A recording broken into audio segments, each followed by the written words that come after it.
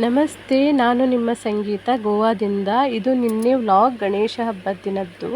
ನಾನು ಎಂದಿನಂತೆ ಶಾಪಿಗೆ ಬಂದಿದ್ದೆ. ಬೆಳಿಗ್ಗೆ 12 ಗಂಟೆ ತನಕ ಇದ್ದು ಶಾಪು ಕ್ಲೋಸ್ ಮಾಡಿ ಆಮೇಲೆ ಮನೆಗೆ ಹೋಗಿ ದೇವರಿಗೆಲ್ಲ ರೆಡಿ ಮಾಡಿಬಿಟ್ಟು ಹೂವೆಲ್ಲ ಮುಡಿಸಿ ಆಮೇಲೆ ನಾನು ಅಡುಗೆ ಕೆಲಸ ಮಾಡಿದೆ.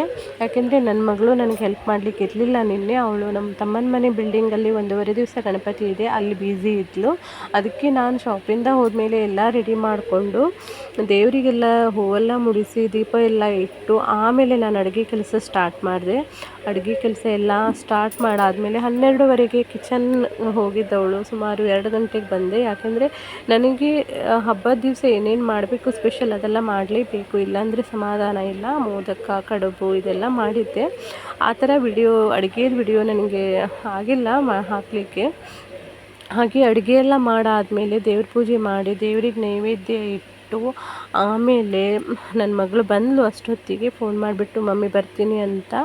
ನಾನು ನನ್ನ ಮಗಳು ನನ್ನ ತಮ್ಮನ ಮಗಳು ಎಲ್ಲ ಸೇರಿ ಪೂಜೆ ಮಾಡಿದ್ವಿ. ಹಾಗೆ ನೈವೇದ್ಯನೂ ಸಹಿತ ಮಾಡಿದೆ ನಾನು.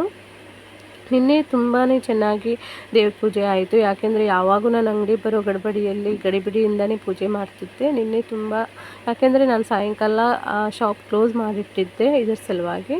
ಎಲ್ಲ ಆದಮೇಲೆ ನಾವು ದೇವಸ್ಥಾನಕ್ಕೆ ಹೋದ್ವಿ. ದೇವಸ್ಥಾನದಲ್ಲಿ ದೇವರಿಗೆ ಕಡ್ಡಿ ಎಲ್ಲ ಕಸಿಬಿಟ್ಟು ಆಮೇಲೆ ದೇವಸ್ಥಾನದಲ್ಲೇ ನಾನು ನನ್ನ ತಮ್ಮನ ಮಗಳು ಎಲ್ಲ ಸೇರಿ ದೇವಸ್ಥಾನದೆಲ್ಲ ಸುತ್ತ ಹಾಕಿಬಿಟ್ಟು ಆಮೇಲೆ ಅಲ್ಲೇ ಒಂದು ಗಣಪತಿ ಕುಳಿಸ್ತಾರೆ ಸಾರ್ವಜನಿಕವಾಗಿ. ಆ ಗಣಪತಿನೂ ನೋಡಿಬಿಟ್ಟು ನಾವು ಮನೆಗೆ ಬಂದ್ವಿ.